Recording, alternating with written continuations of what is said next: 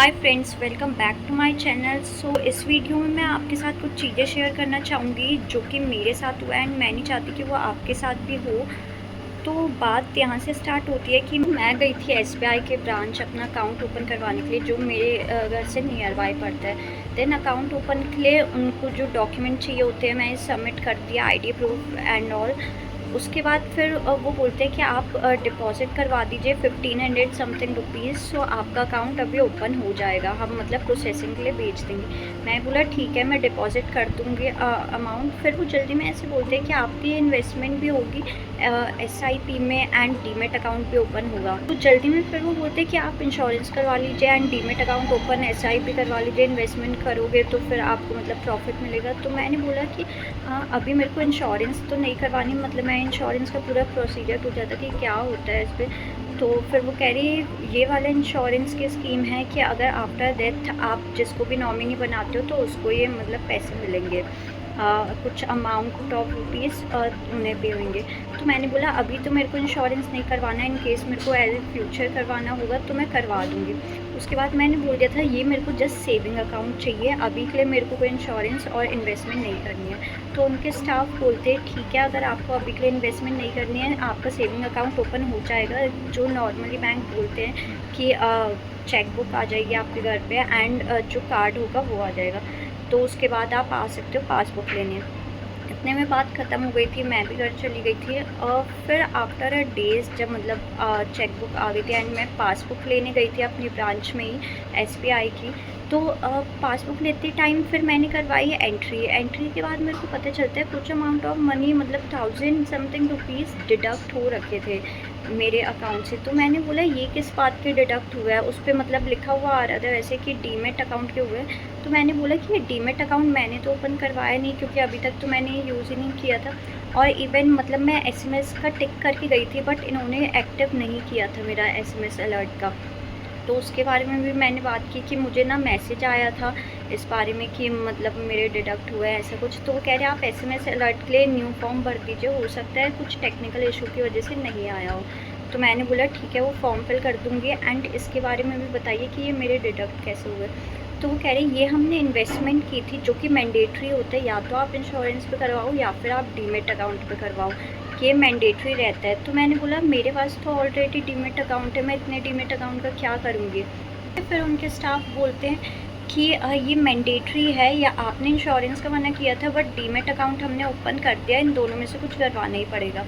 तो उस टाइम पे तो मैं सोचा कि ये मैंडेटरी कब से हो गया, मतलब फिर मैं वापस चली गई थी और एसएमएस अलर्ट का भी फॉर्म फिल करके मैंने घर पे आके इसके बारे में रिसर्च की, बहुत से ब्लॉग्स पढ़े एसबीआई के, और ट्विटर पे मैंने चेक किया कि इसके बारे में कब से मैंडेटरी हो गया। क्योंकि एज माई मदर ने भी एंड ब्रदर ने भी करवाया था अकाउंट ओपन, तो उस टाइम पे तो ऐसा कुछ नहीं था मैंडेटरी कि इंश्योरेंस या फिर ये करवाना ही है। तो इसके बारे में मैंने बहुत पढ़े, आर्टिकल्स भी रीड किए थे, तो मुझे पता चलता है कि ना इंश्योरेंस ना डीमेट अकाउंट, आप जस्ट सेविंग अकाउंट भी इसको रख सकते हो। कुछ ऐसे मैंडेटरी नहीं है कि आपको इन्वेस्टमेंट करनी ही है, कि इंश्योरेंस लेना ही है एंड डीमेट अकाउंट ओपन करवाना ही है। मतलब यार मैं दूसरा सोच रही हूँ, इतना बड़ा बैंक होके ऐसे कैसे कर सकते हैं, मतलब ये क्या बिहेवियर है इनका कि इन्वेस्टमेंट कर दी ना, मेरे से पूछा, अनऑथराइज्ड एकदम, मतलब पता नहीं है ऐसे। देन उसके बाद मैं ये पूरा आर्टिकल ये सब पढ़ने के बाद फिर मैंने सोचा कि मैं अब बैंक विज़िट करूँगी एंड इनको भी ये दिखाऊँगी कि ये मैंडेटरी जब है ही नहीं फिर क्यों आपने ऐसे किया।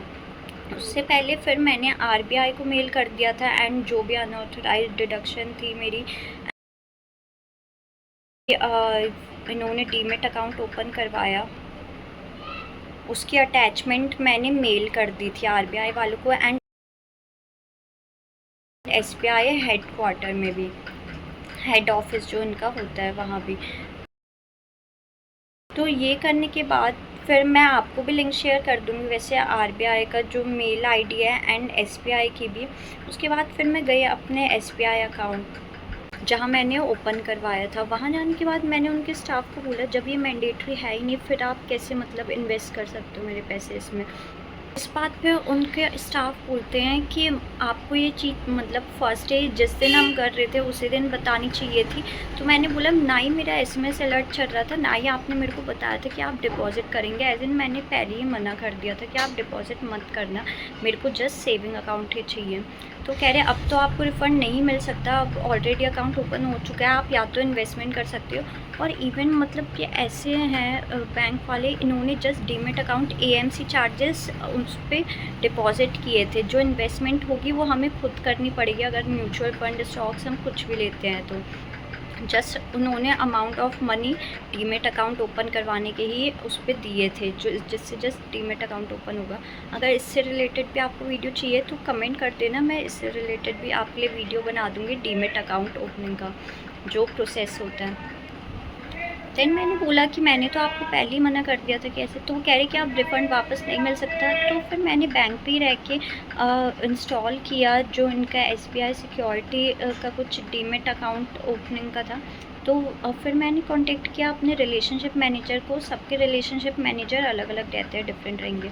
तो मैंने अपने रिलेशनशिप मैनेजर को किया, मैंने बोला ये अनऑथराइज्ड हुई है डिडक्शन, एंड मैंने मना किया था एसबीआई वाले को ओपन करवाने के लिए, फिर भी इनके स्टाफ ने ओपन करवा दी थी। तो वो कह रहे कि आप इसके रिलेटेड एक्शन ले सकते हो, या तो आप एसबीआई वाले को मेल कर दो, जो कि मैंने ऑलरेडी कर दिया था। तो कह रहे इस पर हम कोई हेल्प नहीं कर सकते, आप डायरेक्ट एसबीआई जहाँ से मतलब डिडक्शन हुई है उसी ब्रांच पे जाइए। उनसे फिर रिलेशनशिप मैनेजर से भी बात करने के बाद मेरे को लगा कि इनके पास भी मतलब ऐसे कोई रिफंड वाला सॉल्यूशन नहीं होगा। फिर मैं डायरेक्ट गई मैनेजर के पास जो एसबीआई के थे, उस ब्रांच के मैनेजर। मैंने बोला कि मैम ये मेरी अनऑथराइज हुई है डिडक्शन, एंड ये मैंने क्लियरली मना किया था कि जैसे मेरे को सेविंग अकाउंट चाहिए, अभी के लिए कोई इन्वेस्टमेंट नहीं करनी है मुझे और कहीं, ना इंश्योरेंस पे ना डीमैट अकाउंट पे, as I already have demat account.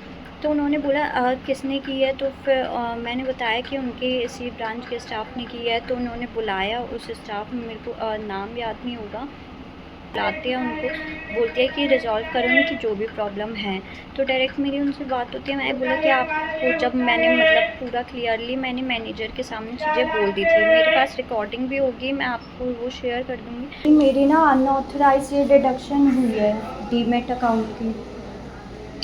Babita है ना, बबीता से मैम एक्चुअली मैंने ना उनको मना किया था, उन्होंने फिर भी ओपन कर दिया मेरा डीमैट अकाउंट। बबीता करेगी, बबीता से एक बार मिले आप। उनसे मैंने ऑलरेडी बात कर लिया, बट वो कह रहे हैं रिफंड का कुछ मैनेजर से बात बबीता? नहीं। तो मैं सोचा था अगर मैनेजर कोई सॉल्यूशन नहीं निकालती है तो फिर बबीता, मैं बबीता, आरबीआई डीमैट को ये है। रिकॉर्डिंग शेयर करूँगी अटैच करके मेल में।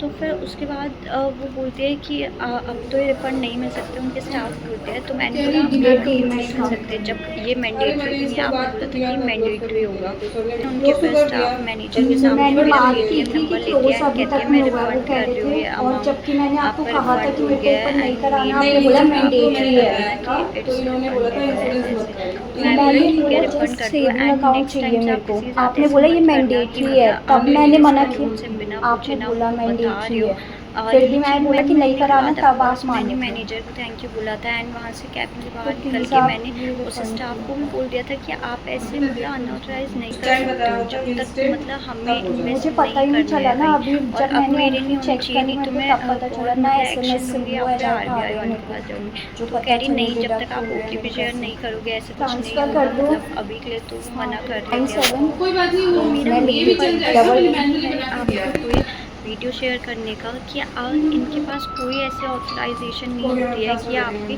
पेमेंट डिडक्ट कर दे, और ना कुछ ऐसे मैंडेटरी होता है बैंक पे कि आपको इंश्योरेंस लेना ही लेना है या फिर आपको डीमैट अकाउंट ओपन करवाना ही है।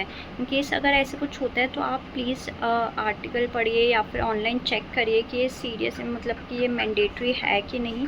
वैसे ऐसे कोई मतलब राइट्स नहीं देता है किसी को कि अनऑथराइज ऐसे डिडक्ट कर ले, एंड हमारे मना करने के बावजूद वो कहीं पे इन्वेस्टमेंट करते हैं। सो स्टे सेफ, एंड अगर आपके साथ भी ऐसा कुछ हुआ है तो आप कमेंट बॉक्स पे मेरे को शेयर कर सकते हैं। मेरे हैंड से जितना मतलब सॉल्यूशन हो सकता है मैं आपको रिप्लाई कर दूँगी उसमें।